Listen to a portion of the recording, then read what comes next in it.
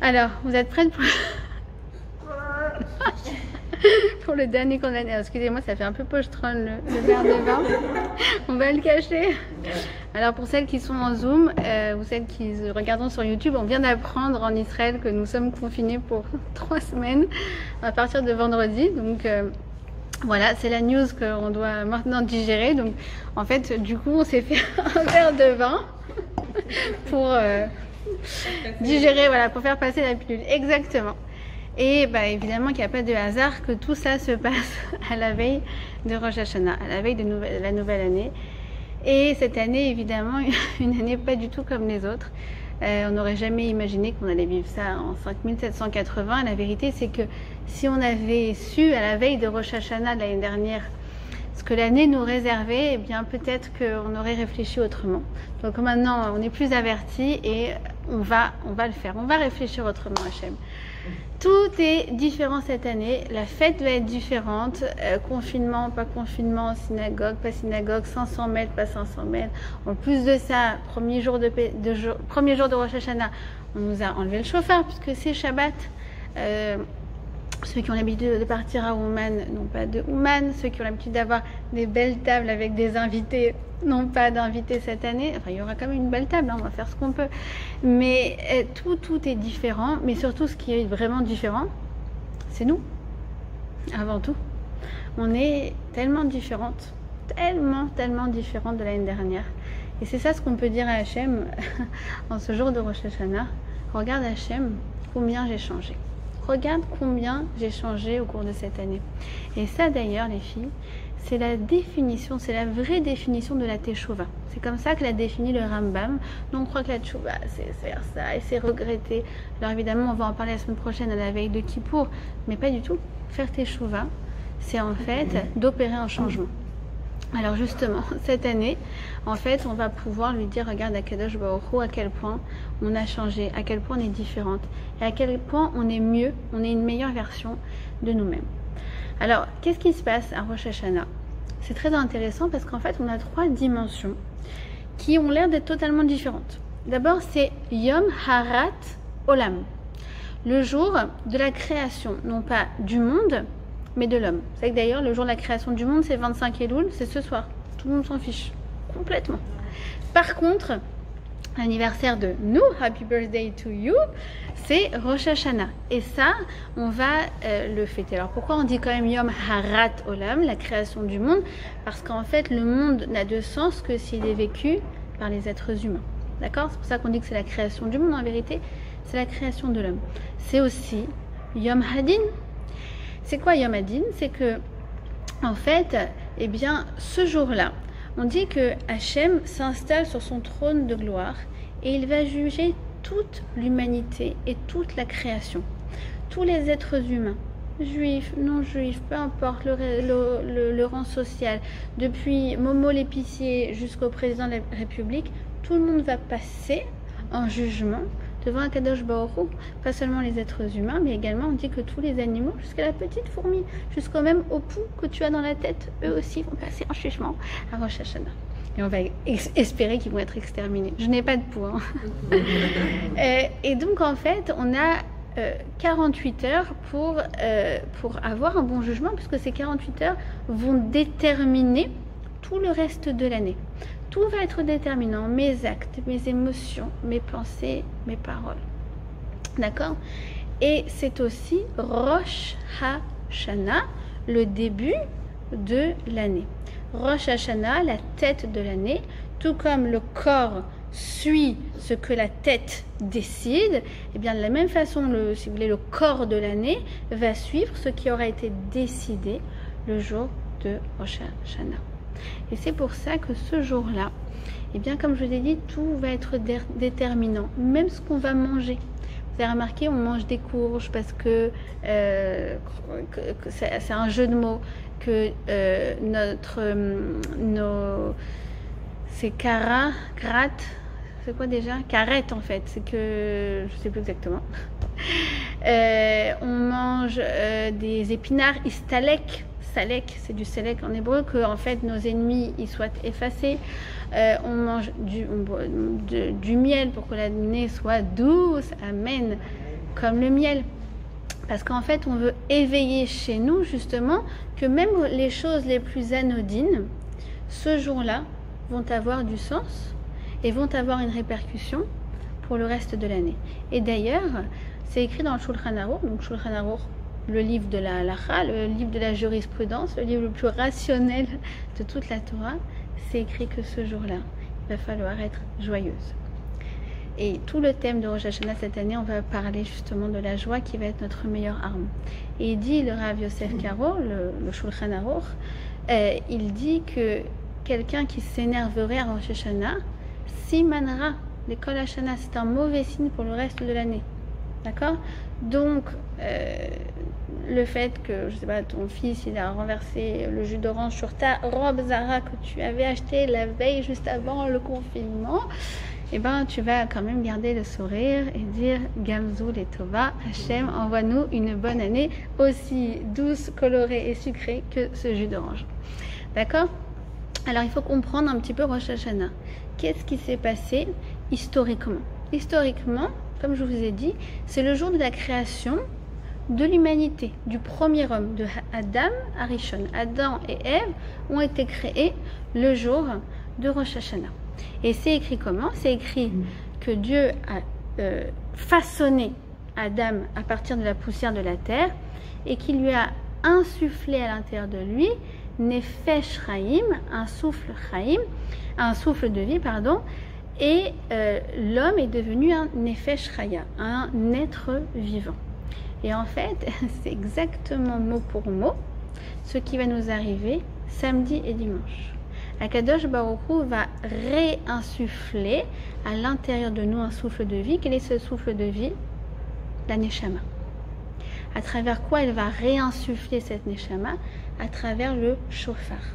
On dit qu'en fait, quand le Baal Tokea, celui qui sonne du shofar, eh bien, est en train de souffler à l'intérieur de cette corne de bélier, en quelque sorte, c'est comme si Akadosh Baruch Hu lui-même, il est en train de souffler dans le shofar de l'humanité. On va expliquer c'est quoi le shofar de l'humanité, le shofar du monde, et qu'il est en train de réinsuffler au monde entier, y compris nous, une nouvelle Neshama cette année.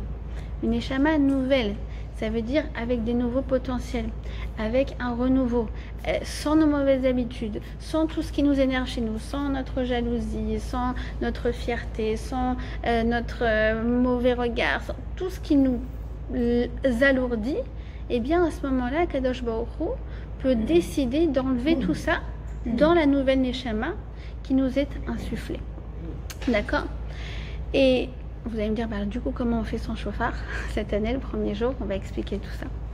C'est aussi Yom Hadin. Yom Hadin, on a dit donc en fait que Akadosh Baruch Hu va nous juger depuis tout ce qui va nous arriver en détail par rapport à cette année, mais surtout en fait, il va tout remettre en question. Tout remettre en question. Il va nous redonner nos parents, redonner nos enfants, redonner notre mari, redonner notre famille, redonner notre travail, redonner notre maison. Il va tout reprendre et redonner. Bezrat Hashem. Alors chaque année, je dis, ah vous savez, on ne dirait pas, mais en fait, les années se suivent, ils ne se ressemblent pas, tout est remis en question, à Rosh Hashanah, les choses les plus évidentes peuvent nous être enlevées, et vous êtes là comme ça, ouais, elle est mignonne, ah, d'accord. C'est ce qu'on entend dans les cours de Torah, mais on ne le vit pas. Or, cette année, eh bien, on n'a pas besoin de se convaincre que Akadosh Baruch Hu est capable de refaire une nouvelle donne.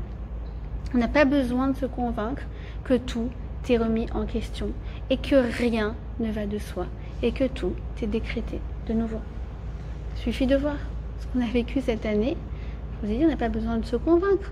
On le voit, on le croit, on le sait, on le ressent, on l'a vécu dans notre chair. Donc, la santé. Nous, on s'est dit, bon, ça va, tout va bien. Et tout d'un coup, paf, Kadosh Baruch Hu, il nous recrée, il recrée nos cellules, il recrée notre bonne santé. Qu'est-ce qu'il crée aussi de nouveau? Des nouveaux virus. Et Kadosh Baruch Hu, il décrète, et il décrètera cette année que toi, tu seras épargné de ce virus et de tous les autres virus. Il n'y a pas que le corona. Il va aussi décréter que Bezrat Hashem, ton boulot, qui cette année a été remis en question parce que pourtant c'était un boulot pépère et pourtant c'est un boulot dans lequel on embauche tout le temps et pourtant, ouais, moi j'ai fait des études et puis j'ai de l'expérience. Ben, ton boulot, ils ont fait ce qu'on appelle une restructuration d'entreprise. C'est un mot très joli pour dire qu'en fait, ils ont viré les 3/4 des gens. Et voilà. Et en fait, du coup, tu dois te retrouver à faire des livraisons ou un travail qui est voilà, un gagne-pain qui n'a rien à voir avec tes compétences parce qu'en ce moment, il n'y a pas de boulot dans ton secteur. Parce que ton secteur, c'est la restauration. Parce que ton secteur, c'est les concerts. Parce que ton secteur, c'est le tourisme. Et que du coup, ce qui te paraissait évident, mais attends, moi je rigole, je travaille dans les mariages, je suis wedding planner, mais moi, attends, ça tourne. Bon, en ce moment, oui, tu as peut-être des contrats, mais bon, c'est des mariages à 30, 40 personnes. Tout est remis en question. Ton couple, mon mari, il a fait une série de cours pendant le confinement. Le couple à l'épreuve du confinement. Tout allait bien. Et puis là, tout d'un coup, tu passes 2 mois et demi, les yeux dans les yeux. Et là, tu ne comprends pas pourquoi tu as envie de trucider cette personne que tu aimais tellement depuis des années. Tes enfants, ouais, non, ça va, l'éducation, c'est facile. Oui, c'est facile parce que 6 jours sur 7, ils étaient à l'école. Mais là, confinement de 2 mois et demi. Et on est reparti pour 1 mois. C'est plus du tout facile. Bam. Ça, c'est ce qui se passe, ce qui se repasse chaque année. On est créé de nouveau, et pas seulement nous, pas seulement notre neshama, pas seulement nos cellules, pas seulement notre santé, mais toutes les ressources et tout le cadre de vie dans lequel nous sommes. Et donc ça, je vous ai dit, c'est en rapport avec le fait que Adam Arishon a été créé le jour de Rosh Hashanah. Donc, qu'est-ce qui s'est passé également le jour de Rosh Hashanah? Adam a fauté. Qu'est-ce qui s'est passé? Donc, il a fauté. Et puis, on dit qu'il s'est caché. Et là, il y a un passouk incroyable qui dit quoi? Qui dit que Vaishmu et kol Hashem, Adam et Ève ont entendu la voix d'Hashem, Hashem Elohim, mitaler began les Ruach Hayom, qui parcourait le jardin au souffle du jour. Et là, en fait, nos Chachamim nous expliquent c'est quoi la voix d'Hachem qui parcourt le jardin au souffle du jour.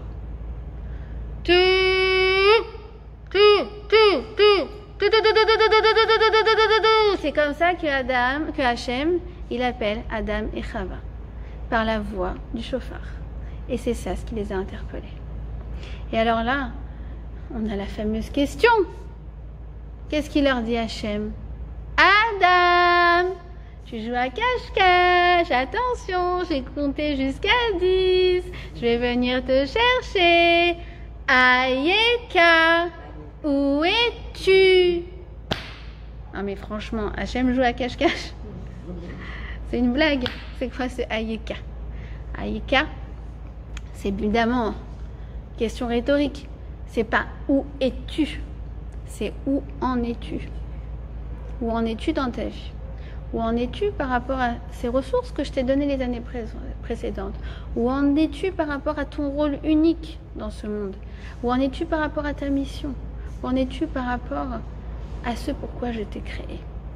Et regardez ce commentaire extraordinaire de Rashi, qui moi, quand je l'ai relu l'année dernière dans le cadre de Rosh Hashanah, m'a vraiment fait pleurer. Il dit quoi? Il dit, bien évidemment, c'est une question rhétorique, puisque Hachem est omniscient. Il sait tout.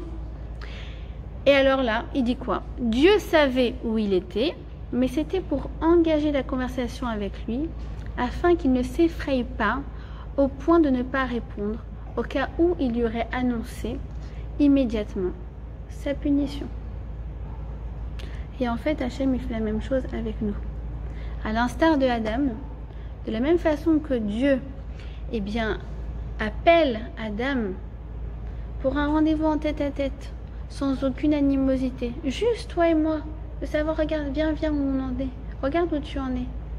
Avant de plus tard détailler le casier judiciaire, de la même façon, Akadosh Baruch Hu, il nous invite à Rosh Hashanah. Viens, on va se faire un tête-à-tête, tous les deux. Parce que c'est ça le rendez-vous de Rosh Hashanah. On va le voir, c'est un tête-à-tête.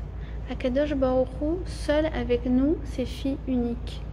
Pour un rendez-vous sans aucune animosité, que dans le positif, que dans la joie, avant de détailler le casier judiciaire à Yom Kippour. C'est pour ça que on va devoir répondre à cette question à Yeka, le jour de Rosh Hashanah. Il va falloir qu'on vienne avec la réponse. Où en es-tu? Où en es-tu? J'avais pas vu que j'avais ça depuis une heure, vous auriez pu me dire quand même. Enfin. Moi, tu le fais exprès pour mettre l'ambiance. Je suis filmée quand même. Qu'est-ce que je disais? Oui, on va devoir venir avec des bonnes pensées, des pensées positives. On va préparer des bonnes pensées à avoir ce jour-là, parce que ce jour-là, ma pensée est créatrice. C'est fondamental de comprendre ça pour se préparer à Rosh Hashanah. Nous, à Kippour, elle n'est pas créatrice, elle est réparatrice. Elle est tournée vers le passé. À Rosh Hashanah, elle est tournée vers l'avenir. Elle est créatrice d'avenir. Et donc, on va venir, le jour de Rosh Hashanah, on va dire à Hachem, voilà mon ratson, voilà ma volonté, voilà mes aspirations, voilà mon projet, voilà ce en quoi je crois, voilà ce que je veux dans la vie. Ça, c'est mon ratson. Maintenant, tu sais bien, Hachem, tu nous l'as prouvé, tu nous le prouves chaque jour, que la réalisation n'est pas entre nos mains. C'est toi qui nous permet de réaliser nos projets. Donc, s'il te plaît, Hachem, donne-moi les ressources pour pouvoir justement réaliser tous les projets positifs que je vais avoir à Rosh Hashanah. On a rendez-vous avec le patron. Et comme chaque année, on espère être augmenté. Vous savez que chaque année, on a ça en entreprise. Normalement, on a le rendez-vous annuel. Et en général, ils ne sont pas obligés s'il n'y a pas d'inflation, paraît-il, mais en général, en tout cas, on espère être augmenté. Nous aussi, on va être augmenté. Augmenté d'une année, augmenté de Parnassa, augmenter de Shalom Bayit, augmenter d'amour, augmenter de bonheur, augmenter de tout ça. Et donc, il va falloir venir avec quelque chose de solide. Et bien, c'est quoi cette chose solide? Vous voyez, je vous ai dit déjà la semaine dernière, cette année, on est dépouillé de tout. On n'a pas de chauffard, on n'a pas de sina, on n'a pas les grandes prières qu'on adore et les chants qui nous font vibrer. On n'a rien, si ce n'est notre ratson, notre volonté. Et les Chachamim expliquent que le ratson, c'est l'essence, l'identité d'une personne. Ce jour-là, c'est toi en tête-à-tête avec Akadosh Baruch Hu, mais toi la version la plus pure de toi-même.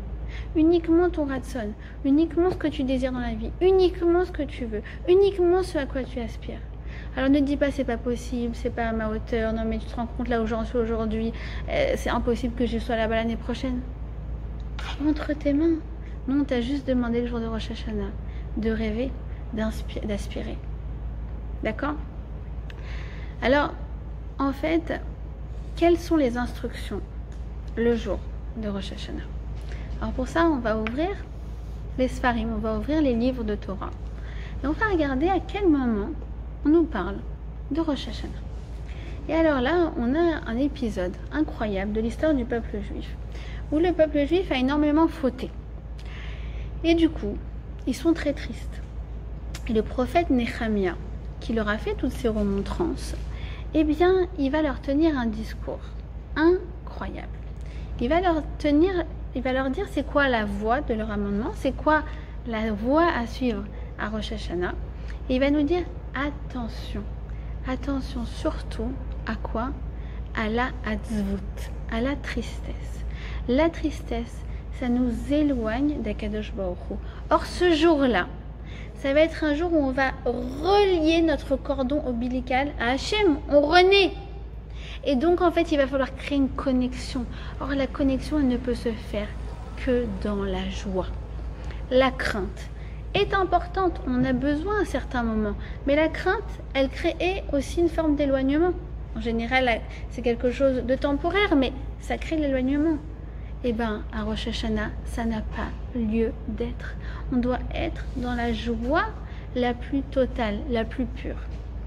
Celle qui pleure sur son sort à Rosh Hashanah, et Dieu sait combien on a envie de pleurer sur notre sort à Rosh Hashanah cette année, de façon individuelle, on est complètement hors sujet. On doit se joindre au mouvement de joie, au mouvement de proclamation de la royauté d'Hachem sur terre.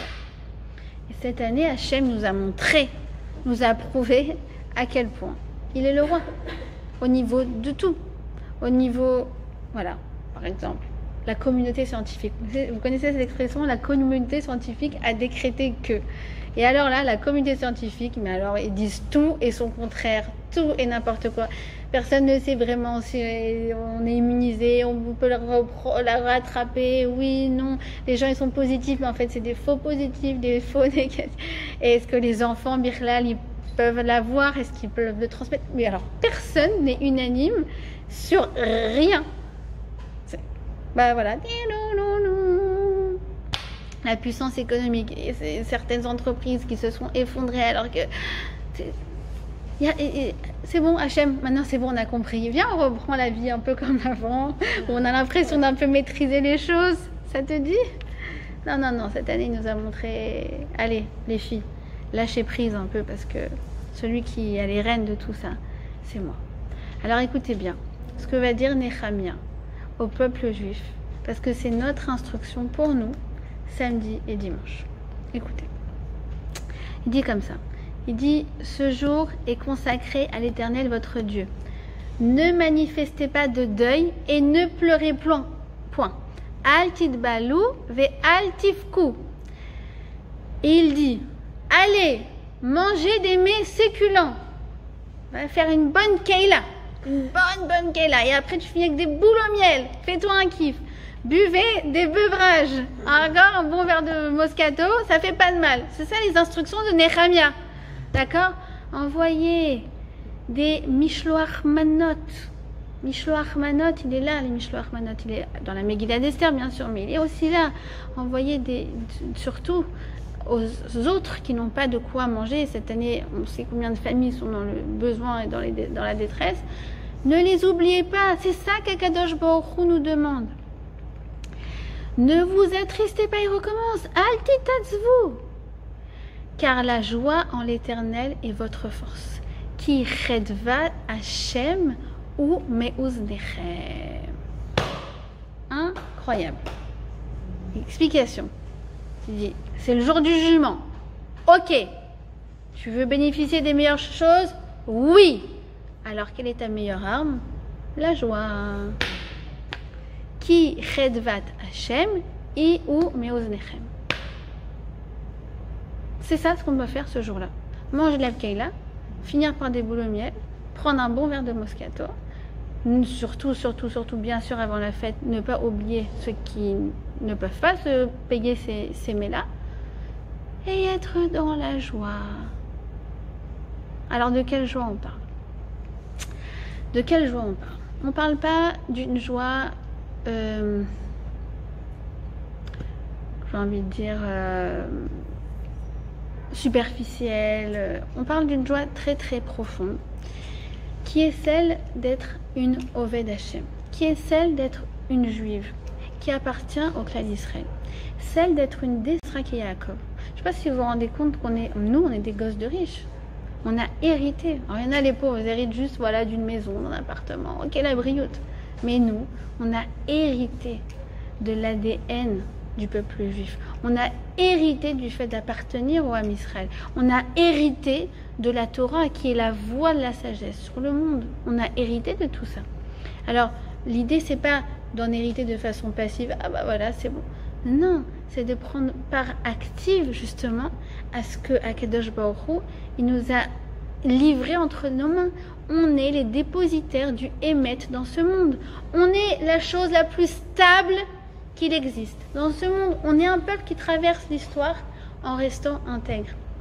le Shabbat avec Sandrine et Cathy et Rachel. On a le bonheur d'étudier les Pirkei Avot. C'est incroyable, parce que tu vois que depuis 2000 ans, on a la même intégrité, la même générosité, le même regard positif sur le monde. Des choses qui sont aujourd'hui des techniques de coaching, genre qui ont été développées les 10 dernières années du style n'aie pas un regard négatif sur toi-même. C'est écrit dans Pirkei Avot depuis 2000 ans. Al tistakel becha keracha. Ça fait 2000 ans que nos amis nous disent, tu sais, il y a un secret il faut avoir une opinion positive sur toi. Et ça traverse l'histoire. Pas seulement la pensée juive, pas seulement la Torah, mais les mitzvot. Et l'année dernière, je me rappelle quand j'ai fait ce cours, j'étais très contente de retrouver cette histoire parce que je m'étais fait un plaisir de la raconter. Je me fais un plaisir de vous la raconter. En l'an 1999. Il y en a qui s'en souviennent? Ouais, tu t'en souviens? En l'an 1999. Veille de l'an 2000. Alors eux, ils avaient eu peur du bug de l'an 2000. Tu parles, ils n'ont rien eu du tout par rapport à nous. Bon. En 99, le New York Times décide donc de faire un numéro spécial pour le 1er janvier de l'an 2000. Vous vous en souvenez de cette histoire? Oui? Tout le monde s'en souvient? Moi, je ne raconte pas. Non, je raconte pas.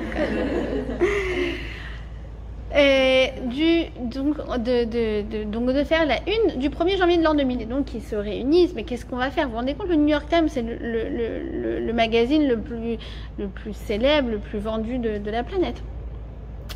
Enfin, le plus vendu, je sais pas, mais en tout cas le plus célèbre, ça c'est sûr. Et c'est une institution. Et à ce moment-là, donc, ils décident de se faire une grande réunion au sommet. Et à ce moment-là, est décidé donc par le rédacteur en chef quelle va être la couverture du New York Times le 1er janvier de l'an 2000. Alors c'était quoi cette couverture, pour celles qui s'en souviennent? En fait, il s'agissait de 3 pages. Première page, c'était une réplique de la couverture du New York Times le 1er janvier 1900. Deuxième page, c'était la couverture du 1er janvier l'an 2000 avec toutes les news, l'actualité. Et la troisième page, c'était l'actualité du 1er janvier 2100. 1er janvier 2100, donc les news, c'est un peu des blagues. Le Cuba est libéré, amen. Cuba est le 51e État de l'Amérique. Les robots ont-ils le droit de vote? Bon, des blagues quoi. En bas de la page, qu'est-ce qu'il y a écrit?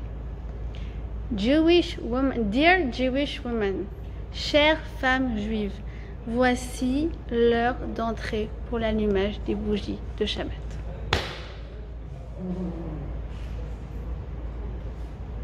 Et alors là, les gens qui voient ça, les juifs qui voient ça, ils disent, alors il a sûrement pris un verre de vin blanc, le rédacteur en chef du New York Times. Et qu'est-ce qui s'est passé? Alors on lui a posé la question. On lui a dit, mais vous êtes juif? Alors, il dit, moi, pas du tout. Il lui dit, moi, je suis protestant, je sais plus quoi, de quelle obédience, bon. Et il dit comme ça, mais par contre, je vais vous dire une chose. Moi, je suis dans les médias depuis des dizaines d'années. En vérité, ce qui va se passer dans 6 mois, on n'en sait rien. Ce qui va se passer le mois prochain, on n'en sait rien. Ce qui va se passer la semaine prochaine, on n'en sait rien. Ce qui va se passer demain non plus, ni dans l'heure prochaine. Mais quand j'ai regardé, le 1er janvier de l'an 2100, j'ai vu que ce jour-là sera un vendredi. Eh bien, je me suis dit qu'il y aura une seule chose au monde qui est sûre, c'est qu'il y aura encore des femmes juives pour allumer leur bougie de Shabbat. Et c'est nous! C'est de nous dont il parle! Vous vous rendez compte? Vendredi, quand on va allumer nos bougies de Shabbat, on va pas aller... Ce sera nous. Attends, laisse-moi réfléchir. 120 ans? Ouais, moi normalement j'y suis. Un peu comme ça, mais... C'est ça. Ça, c'est le peuple juif. Est-ce que je peux avoir de l'eau? Parce que si je ne bois que du vin, ça va pas le faire. Je savais pas que ta gourde, elle était assortie aussi. Ah. Merci beaucoup. Ça fait exprès. J'en ai qu'une. Merci. C'est dans le détail. Alors nous, vous savez comment on est décrit le Ham Israël? On est décrit de cette façon-là, dans le Shir HaShirim, dans le Cantique des Cantiques, on écrit Ke Shoshanim ben Achorim. On est une rose parmi les épines. Ça veut dire, oui, parfois, je me suis abîmée. Oui, parfois, j'ai pas été à la hauteur de mes aspirations. Oui, parfois, j'étais pas au rendez-vous. Mais Hachem, j'appartiens. Et j'appartiendrai toujours au clan Israël. Et ça, personne ne peut me l'enlever. Et ça, en fait, il faut comprendre une chose, c'est que les lois juives que l'on respecte, même si on n'est pas au niveau de respecter l'entièreté des lois juives parce qu'on fait notre salade, et bien même dans notre salade, ce que l'on respecte, c'est la chose la plus stable, la plus vraie, la plus émette qu'il y a dans ce monde. Et ça, c'est ce qui doit nous apporter de la fierté le jour de Rosh Hashanah.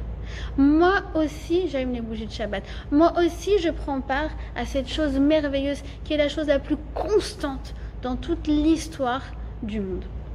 Le jour de Rosh Hashanah, on nous évalue les filles auto-réga à ce moment précis. C'est pour ça que c'est très important, le jour de Rosh Hashanah, de se voir positivement.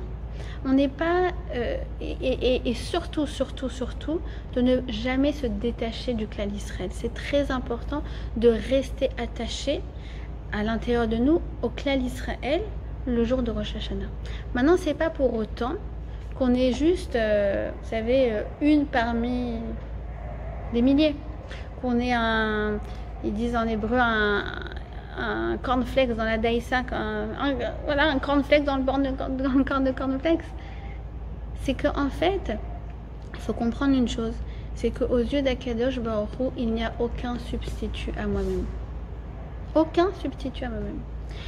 Le jour de Rosh Hashanah, si toi tu n'es pas là, personne n'est là.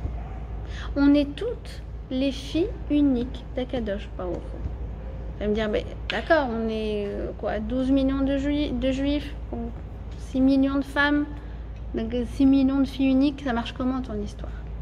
Aux yeux d'Akadosh Baruch Hu, on est toutes ces filles uniques. Et pour ça, le Rav Pinkus, il nous donne une image. Vous vous rappelez, on a étudié à Shabbat. Il dit comme ça, il dit, voilà, imagine le directeur de l'école, qui a également sa fille dans le lycée. Et chaque année, il fait the visite, la visite officielle à chacun, à chacune présent dans la classe, dans l'école. Donc évidemment, ce jour-là, tout le monde est là. Personne ne fait l'école buissonnière.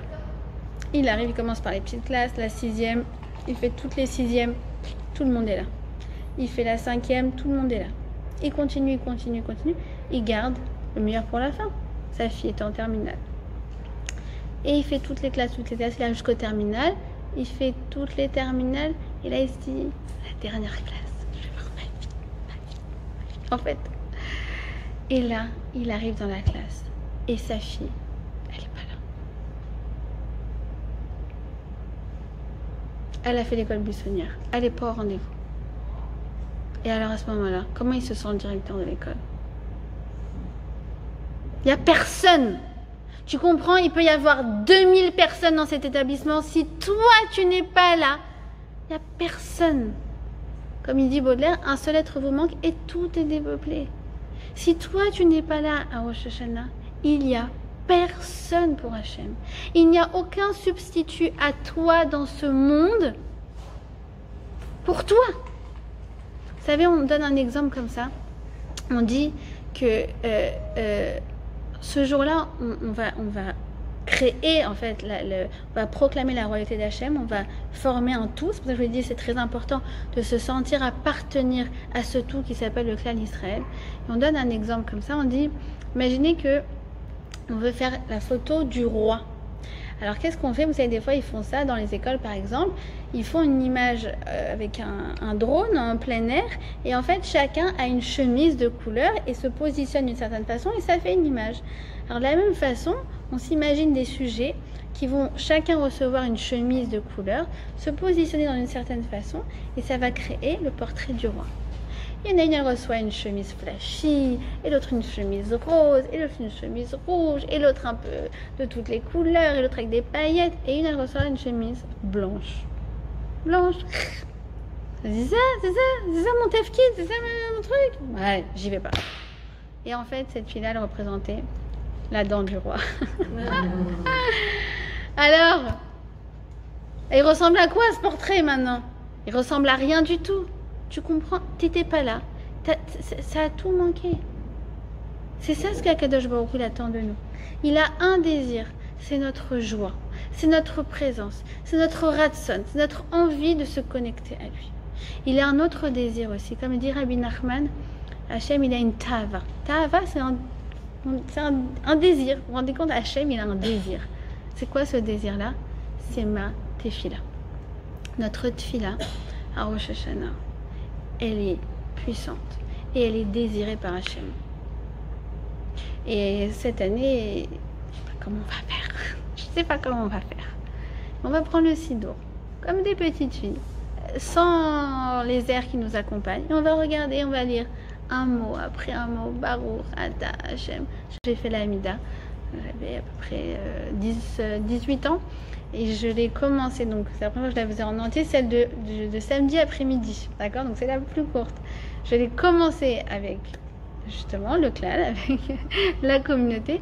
Je l'ai terminé quand ils ont terminé ce Dash Lichit. Et bien je sais que cette fille-là, c'était la plus chère, la plus précieuse aux yeux d'Akadosh Baruch. Beaucoup plus que celle que je prie en ce moment. Elle est c'est bon, ça a duré 5 minutes, on y va. Et bien ça va être notre fille de Rosh Hashanah. On va prier comme à nos débuts, comme Mogan pour celles qui ont eu la chance d'aller à l'école juive, comme au Talmud Torah pour celles qui ont eu la chance, et comme les premières prières où en fait on n'a pas nos béquilles pour nous accompagner, que du coup on va être seul. Et Hachem il nous dit c'est très bien que tu sois seul parce que justement c'est un tête-à-tête avec toi que je voulais. Alors il dit comme ça le Rav Pinkus, le Rav Yakovson. Je vous l'ai dit dans ces mots parce que c'est trop beau.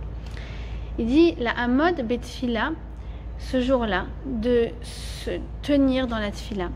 Zela Tzom et Naim, Velarchov, Sheyesh Boré Olam. Et c'est fermer les yeux et s'imaginer qu'il y a un maître du monde. Chez Chove Milyonim Shnat Shel Or, Olamot Shel Malachim Vesfarim. S'imaginer un Hachem qui vit depuis des millions d'années-lumière, qui soutient des galaxies et des mondes spirituels et matériels. Vechayot, vechaye akadosh, vechol zot, et il y a des anges qui sont dans qui sont dans les marom, qui sont dans les hauteurs, vechol zot, et qui pourtant Omer lach biti zemashecha shuvli, et qui te dit, tu sais, il y a une seule chose qui m'importe, c'est ta prière. Cette sensation de se sentir unique, c'est pas juste quelque chose d'optionnel à Rosh Hashanah, c'est la avoda, c'est l'essentiel du jour de Rosh Hashanah. Il faut se rendre compte qu'on appartient au peuple juif. Il faut se rendre compte qu'Hachem n'attend qu'une seule chose, c'est ma joie, c'est d'être au rendez-vous, c'est mon ratson et c'est ma tefila. Et que personne d'autre ne peut faire ma tefila comme moi je la fais. Personne ne peut faire ce que je fais à ma place le jour de Rosh Hashanah. Je suis irremplaçable. La royauté d'Hachem, le couronnement d'Hachem n'existe que parce que je suis là. Et quand on se rend compte de ça, alors on sort de notre petite bulle de tristesse dans laquelle on est en train de rentrer, mais il faut surtout en sortir pour entrer dans un mouvement beaucoup plus grand qui s'appelle justement de proclamer la royauté d'Hachem sur terre. Et à ce moment-là, la connexion se crée. Donc c'est vrai que c'est un jour de jugement, mais bonne nouvelle, le juge, c'est mon Père. D'accord? En quoi Akadosh Baruch Hu, c'est mon Père? Alors en fait, nos Chachamim nous expliquent comme ça, qu'il faut s'imaginer que tout, le jour de Rosh Hashanah est remis en question. C'est exactement comme si vous aviez un écran avec des pixels et tout a l'air très. Vous savez que ce monde n'est qu'une illusion. Vous savez que ce monde, c'est du vide. C'est juste de l'énergie. Ça veut dire que quoi? C'est-à-dire qu'en fait, la matière elle est composée d'atomes. D'accord? Les atomes, c'est quoi? C'est un noyau avec des électrons qui tournent autour.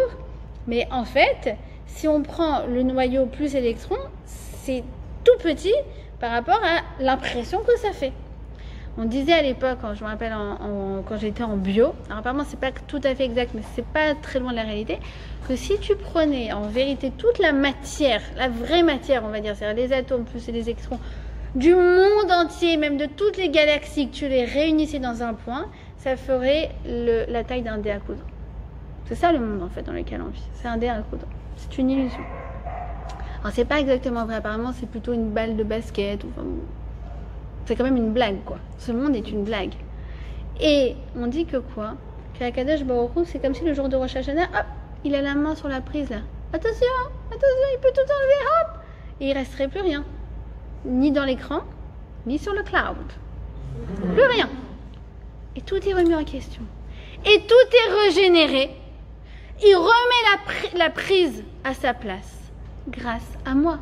Pourquoi? Parce que je suis sa fille. C'est quoi être la fille d'Hachem? Est-ce que vous êtes déjà posé la question? C'est quoi un père? Un père, c'est quelqu'un qui va donner de sa consistance à son enfant. De la même façon, le jour de Rosh Hashanah, Hachem me donne de sa consistance. Quelle est sa consistance? C'est en fait sa neshama. Ma neshama, c'est son souffle de vie qu'il met à l'intérieur de moi. C'est ça en fait. C'est-à-dire que vous vous rendez compte que le même jour où c'est le Yom Hadin, eh bien c'est le même jour où Hachem, il réaffirme au monde entier qu'il est notre Père. Et donc du coup en fait, ça fait que le jugement, on doit le passer avec joie, puisque c'est lui. C'est celui qui nous a créés, c'est celui qui nous aime, c'est celui qui veut notre bien. C'est fondamental d'arriver avec cet état d'esprit le jour de Rosh Hashanah. D'accord? Quelle heure il est? Oh, 9h30? Ça fait combien de temps? Oh, ça fait. On va essayer d'écourter la suite. C'était juste le début, c'était l'introduction en fait. C'est pour ça que c'est tellement important de croire en nous-mêmes. D'accord? C'est qu'en fait, il faut être convaincu qu'on est des êtres foncièrement bons, investis d'une valeur infinie, et que Dieu nous aime et nous souhaite tout le bien. Et il veut nous donner tout le bien. Alors c'est le jour de Rosh Hashanah que l'on va lire eh bien, quelque chose qui va donner la leçon, la troisième leçon de Rosh Hashanah. C'est quoi? C'est la prière de Hana. Alors chaque année on a le bonheur de l'étudier. Cette année malheureusement Rosh Hashanah on n'aura pas notre petite étude sur Hana. Donc on va essayer à travers les minutes qui nous restent de comprendre toute la consistance, toute la contenance de l'histoire de Hana et en quoi en fait elle est liée à nous le jour de Rosh Hashanah. C'est quoi son histoire à Hana? Eh bien en fait pendant 20 ans elle était stérile. Pendant 20 ans, elle venait avec son mari pour prier au Mishkan et pour demander un enfant. On dit qu'après 20 ans de supplication, eh bien, elle a été exaucée et que Shmuel, son enfant, va être conçu à Rosh Hashanah. Mais comme vous l'imaginez, c'est pas simplement parce qu'il a été conçu à Rosh Hashanah que du coup, on lit cette histoire à Rosh Hashanah. C'est parce qu'en fait, elle va nous donner le mode d'emploi de toutes les prières du monde, d'accord? Puisque c'est grâce à elle, c'est sur son modèle à elle que va être écrite la Hamida, celle que l'on dit depuis 3000 ans, 3 fois par jour. Mais surtout, elle va nous donner le mode d'emploi de Rosh Hashanah. Alors, Hana, comment c'est écrit la façon dont elle a prié? Qu'est-ce qu'elle a demandé à Hachem? Et de quelle façon elle a fini par être exaucée? Parce que chez elle, eh bien, juste il faut savoir une chose, c'est que structurellement, c'était de la même façon que Sarah et Menou, c'était impossible d'avoir un enfant. Impossible structurellement. Exactement comme nous, on se dit, non mais structurellement, c'est impossible que je change de carrière. Non mais structurellement, c'est impossible que je retrouve après ça. Non mais structurellement, par rapport à mon âge, je crois vraiment qu'un garçon, il va s'intéresser. Non mais structurellement, c'est impossible. Selon les lois de la nature, ça marche pas. Ce que je demande, ce que je veux, ce à quoi j'aspire, ça rentre pas dans le cadre. Ça, c'est Chana. Elle te dit, moi non plus, je rentrais pas dans le cadre. Mais regarde, qu'est-ce que j'ai fait? C'est écrit comme ça. C'est écrit Vechana i medaberet al liba. Chana, quand elle a prié à Hachem, elle a prié sur son cœur. Viennent aux Chachamim, me disent, c'est quoi al liba, sur son cœur, dans son cœur, beliba, bekirba, c'est-à-dire quoi al liba? Alors elle dit comme ça, kol ma barata, tout ce que tu as créé, lo barata davar echad levatala, tout ce que tu as créé dans ce monde, tout a une utilité. Dadim leanik baem, la poitrine, c'est pour allaiter. En fait, quand elle dit medaberet al liba, c'est pour dire Hachem, tu m'as donné un outil, tu m'as donné une ressource, tu m'as donné une poitrine. Je veux allaiter un enfant avec. Je veux pas d'une ressource qui ne sert à rien. C'est tellement frustrant. C'est ça ce qu'elle nous dit, Chana. Elle nous dit en fait, elle passe en revue tout son corps et elle dit, mais à quoi ça sert des bras si c'est pas pour bercer? À quoi ça sert une bouche si c'est pas pour chanter des chansons à mon enfant? À quoi ça sert des bras si c'est pas pour enlacer? À quoi ça sert? À quoi ça sert tout ce que tu m'as donné, Hachem? Elle passe en revue son corps, toutes les potentialités, son cerveau, tous ses organes, et elle se dit, mais regarde combien je peux donner avec tout ce que tu m'as donné. Et ça, en fait, c'est la deuxième avoda de Rosh Hashanah. On a dit déjà de se réjouir de qui on est, mais de se réjouir de ce qu'on a, et surtout de se dire, mais attends, là j'ai des demandes, je vais devoir justifier mes demandes de ressources, j'aspire à plein de choses, mais attends, déjà, qu'est-ce que je fais avec ce que j'ai déjà? C'est-à-dire qu'en fait, on va demander le jour de Rosh Hashanah plus de ressources, plus de vie. Le mot chaim, il revient dans toute la liturgie de Rosh Hashanah. On demande chaim, on demande de la vie, on demande de la vitalité, on demande à être vivante, on demande à nous remplir de vie. Tout ça, la santé, l'argent, la parnassa, la vie familiale, le shalom dans le couple, tout ça on va demander. Mais il faut justifier. Il faut que tu te demandes, mais qu'est-ce que je vais faire avec? Alors là, la liturgie de Rosh Hashanah, la prière de Rosh Hashanah, elle est extraordinaire. Parce qu'elle vient, elle est dans notre sens. Zochenu lechaim, zochenu. Souviens-toi de nous, octroie-nous, donne-nous. Et à la fin, j'adore. Les mancha.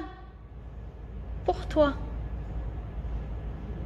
C'est la chutzpah de Rosh Hashanah, c'est la chutzpah de Chana en fait. Tu sais, je te demande plein de trucs. Mais c'est pas pour moi que je les demande, c'est pour toi. Ah ouais, vraiment? Oui. Une bonne santé, c'est pour pouvoir faire des mitzvot. Attends, quelqu'un qui est limité, il peut pas faire autant de mitzvot que moi je vais faire cette année.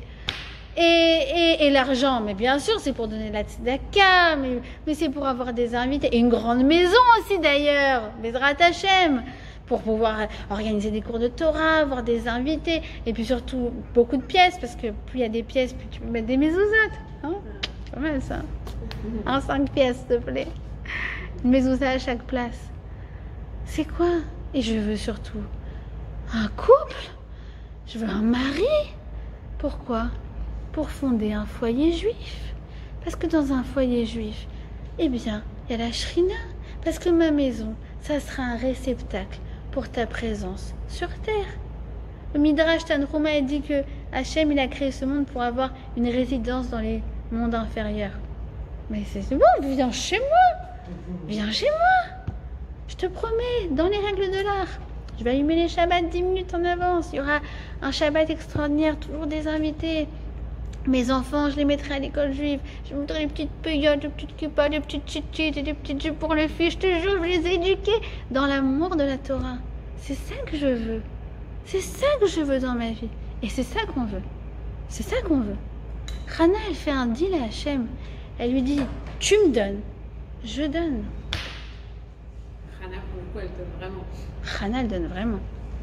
Exact. Parce qu'elle va consacrer son fils Shmuel au service divin.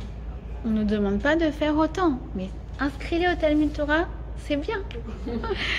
Et elle nous apprend à faire un business avec Hachem. Pourquoi ce marché, il est génial?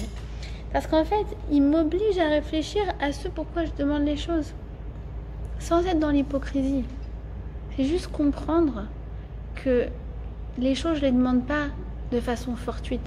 Je ne les demande pas stam. Je les demande parce que moi-même, je suis convaincue que je ferai bon usage. On est jugé ce jour-là sur notre volonté à utiliser tous les outils que Kadosh Baruch Hu nous donne et va nous donner. Pourquoi? Pour le couronner et pour faire de lui un roi sur terre. Et c'est la fête représentée par Hannah et qui en fait symbolise toutes les femmes juives. Pourquoi? Parce que nous, en vérité, on veut toujours avoir et avoir plus pour pouvoir donner plus. Nous, c'est pas travailler plus pour gagner plus, c'est avoir plus pour donner plus. On prie, demande à une fille, tu dis, mais oui, tu veux te marier, mais c'est pas ça. Oui, c'est vrai, je veux me marier. Je veux tellement que ma mère, elle soit contente, sous ma roupe, tellement qu'elle soit soulagée pour moi, tellement. Quand on prie d'ailleurs, on prie toujours pour les autres, presque on s'oublie parfois. Et même quand on pense à nous, on prie pour nous, on prie en même temps pour les autres. Oui, je veux un enfant, mais je veux un enfant parce que je veux donner. Je veux donner, je veux faire à manger des petits plats, je veux leur faire des kiffs, je veux jouer avec eux, je veux leur donner du bonheur à mes enfants. Je veux donner, je veux recevoir, mais c'est pas un besoin égoïste que j'ai, c'est un besoin de générosité. C'est ça en fait quand elle dit Aliba, c'est qu'elle parle du lait. Le lait c'est un potentiel de nourriture. C'est qu'en fait elle lui dit regarde Hachem, quand elle lui dit tu m'as donné une poitrine, c'est pas à prendre forcément au sens littéral. Tu m'as mis à l'intérieur de moi un potentiel d'amour. Je t'en prie, donne-moi sur qui le déverser. C'est ça qu'elle nous dit, Hannah. Et nous aussi. Le jour de Rosh Hashanah, on se rend compte, tu te rends compte tout l'amour que j'ai à donner. Tu te rends compte tout ce que j'ai à déverser sur terre. Permets-moi, donne-moi la possibilité de donner et de donner encore plus. Et d'ailleurs, c'est incroyable parce que le prophète Élie, quand la 20e année qu'elle va prier, que cette fois-ci, elle va être entendue, alors il va lui dire, Hachem va te donner Keshelatra. Mais Keshelatra, c'est écrit sans le Aleph. Ça voudrait dire, Dieu va te donner selon ta demande. Mais nos Chachamim, ils remarquent bien sûr qu'il n'y a pas de faute de frappe dans le Tanakh et qu'il manque un Aleph. Alors ils disent, ne lis pas Keshelatra, mais lis Shilia. Shilia, c'est quoi? C'est un placenta. Dieu, en fait, il l'a béni. Il dit, Dieu va te donner un placenta. Merci pour la bénédiction. Elle ne voulait pas du tout un placenta, elle voulait un bébé. Tu vois, c'est comme si la femme, elle accouche, mais elle ton placenta. Alors, le placenta, c'est un organe qui est extraordinaire. Pourquoi? Parce que c'est un organe khat-pami, unique, à usage unique.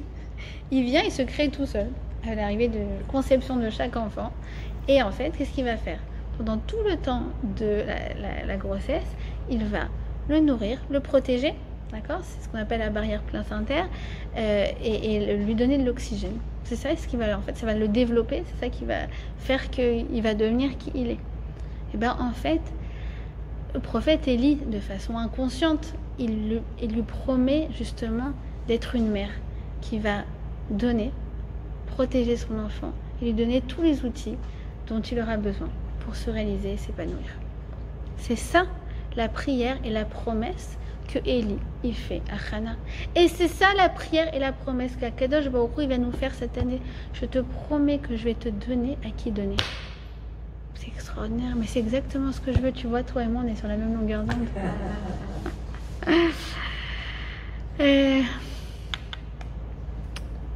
Bon.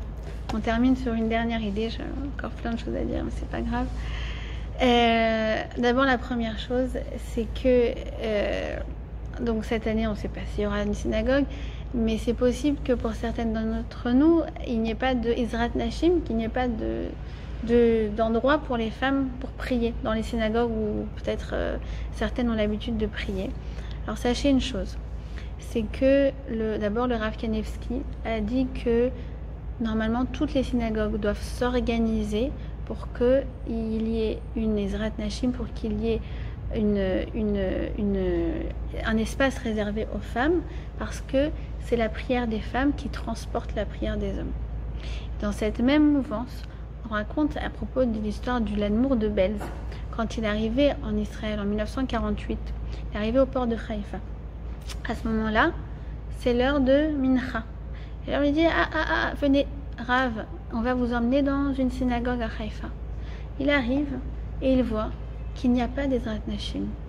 Il dit ici, moi je viens pas, je prie pas ici. Les Chassidim nous ont dit mais pourquoi? Il y a Minyan, il y a tout. Un lieu où il n'y a pas d'Ezrat Nashim, eh bien je ne peux pas y prier parce que c'est les prières des femmes et les pleurs des femmes qui emmènent nos prières jusqu'au Kisei HaKavod. Donc arrangez-vous, arrangez-vous pour être au rendez-vous. Ça veut dire qu'on soit chez nous, qu'on ait la chance d'être à la synagogue, sachez que c'est vous qui allez transporter toute la prière du tzibour, du public, jusqu'au Kisei HaKavod. Ça, c'est la première chose. Et ça aussi, c'est ce qui doit nous réjouir le jour de Rosh Hashanah. C'est ça la joie, justement, que l'on doit avoir. Vous vous rendez compte, ce privilège de dire, c'est moi, je suis le chaliar, je suis le volt jusqu'à Hachem. Je suis le ten bis. La deuxième chose, c'est quoi? C'est que, alors cette année, comment on fait sans chauffard? Parce qu'on a dit, normalement, tout se passe par le chauffard. J'ai oublié de vous dire que le chauffard, en fait, il symbolise justement comme l'utérus du monde, à travers lequel on renaît tout un chacun. Il a à peu près la même forme. Il y a aussi énormément de liens entre l'organe de la renaissance de l'utérus et le chauffard, mais on verra ça peut-être une prochaine fois. En tout cas, le Rebbe de Klausenburg, il dit comme ça, il dit je vais vous dire une chose. Les années où il n'y a pas de chauffard, le premier jour, c'est que normalement le vrai jour où il doit avoir un chauffard, Minatora, c'est le premier jour de Rosh Hashanah. Le deuxième, c'est Miderabanan. Alors c'est bien, c'est important, mais malheureusement, ça n'a pas la même valeur que le premier jour. Et cette année, pareil, on est dépouillé de chauffard le premier jour, le jour où c'est vraiment une mitzvah de la Torah.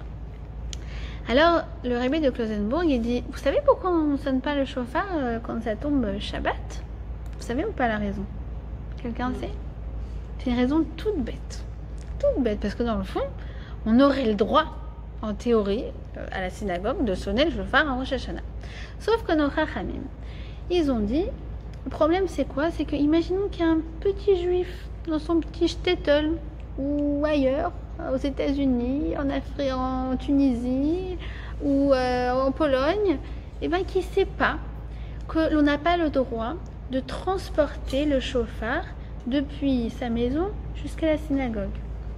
Et que du coup, eh bien le jour de Shabbat, il transporte le chauffard. Eh bien, il ferait une avéra. Ou bien, imaginons qu'un rabbin soit très consciencieux et connaît très très bien la halakha, mais que l'on doive sonner le jour de chauffard, on doive sonner le chauffard le jour de Rosh Hashanah qui tomberait Shabbat et qu'il a oublié. Qu'est-ce qu'il risque de faire? D'aller chez lui en scred et de revenir avec son chauffard, de le cacher et de dire comme si de rien n'était, c'est bon, maintenant je vais sonner du chauffard. Parce qu'il a peur, la pression du public, etc. Alors, pour ce genre de cas, eh ben, on va décréter pour les 2000 ans à venir, parce que c'est les takanot de Ezra Sofer, d'accord, donc depuis même 3000 ans, décréter que pour les 3000 ans à venir, le jour de Rosh Hashanah où Dieu a dit vous sonnerez du chauffard en ce jour, eh bien personne ne sonne du chauffard. Alors le Rebbe de Klausenburg, il dit, c'est quand même incroyable que nous tous, qui sommes consciencieux, qui connaissons un peu les choses, on se prive de la mitzvah de Rosh Hashanah, notre mitzvah à nous, pour un pauvre type qui soit n'y connaît rien, ou soit il a peur de se prendre des tomates par son public. Eh ben oui, parce qu'en fait, c'est ça aussi le jour de Rosh Hashanah, c'est penser à tout un chacun. Peu importe son milieu, peu importe où il en est, peu importe ses faiblesses. Je veux surtout pas qu'il fasse de la vérote. Je veux surtout pas qu'il fasse des choses qui vont lui porter préjudice pour l'année prochaine. Parce que je veux qu'il ait une Shana Tova ou Mevurechet. Je veux qu'il ait une bonne année. Je veux que chacune du peuple juif, chaque juif sur terre ait une bonne année. Et pour ça, je suis prête, moi, à me priver de la mitzvah la plus importante à mon cœur. The mitzvah de Rosh Hashanah. Alors il dit le Rav de Klausenburg, on est classe, on est des héroïnes. D'être capable de faire ça, il dit, écoutez bien, dans ses mots à lui, on est plus grande que Avram, Yitzhak et Yaakov. Pardon, que Avram et Yitzhak. Pourquoi? Parce qu'Avram et Yitzhak, le jour de Rosh Hashanah, vous savez aussi ce qu'on revit, on recommémore, c'est la Akedat Yitzhak. Eh ben, ils l'ont faite d'une certaine façon. Eux, ils ont fait leur mitzvah. Mais nous, on n'a pas fait. Pourquoi? Parce qu'on donne de l'importance à ce juif. Parce qu'on veut qu'il ait une bonne année. Une Shana Tova ou Mevorechet. Alors il dit comme ça le Baal Shem Tov, le jour de l'année où il n'y a pas de shofar à Rosh Hashanah, vous êtes les shofars.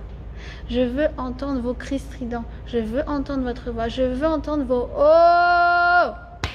Je veux que vous remplaciez le shofar. C'est vous, vous êtes des shofars vivants à Rosh Hashanah.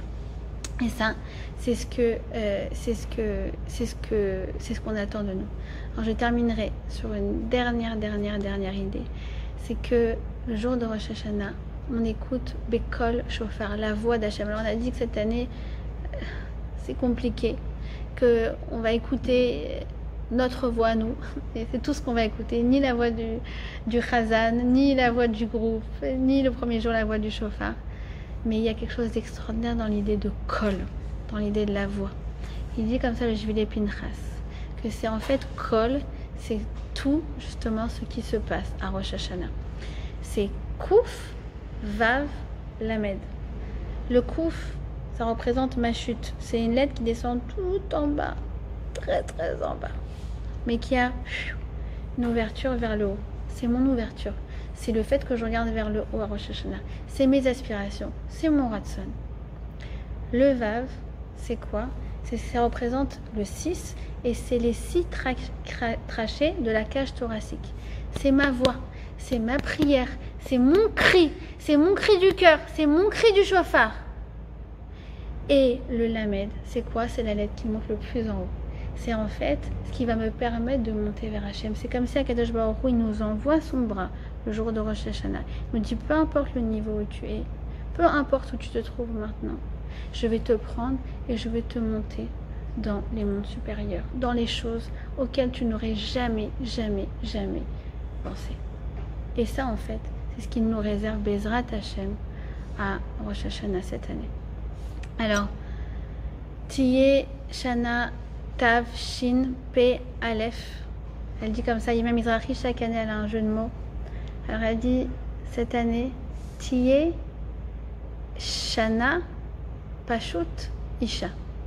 Que tu sois cette année une femme simple, dans toute sa simplicité. Que la santé ce soit simple. Que la parnassa ce soit simple. Tu n'as pas besoin de te mettre dans un boulot, une carrière qui te mange tes nerfs, qui te ronge. Non, un boulot sympa. Chez Tiyeh Pashut Isha. Que Bezrat Hachem, tu as un époux à qui donner, déverser sur lui de l'amour, des enfants à qui faire des petits plats. Que tu sois une année, que ce soit une année où tu sois une femme épanouie, dans toute sa simplicité, dans toute sa joie, et Bezrat Hachem dans toute sa splendeur. Et que ça soit qu'on fasse la fierté d'Akadosh Baruch Hu sur terre. Amen. Amen.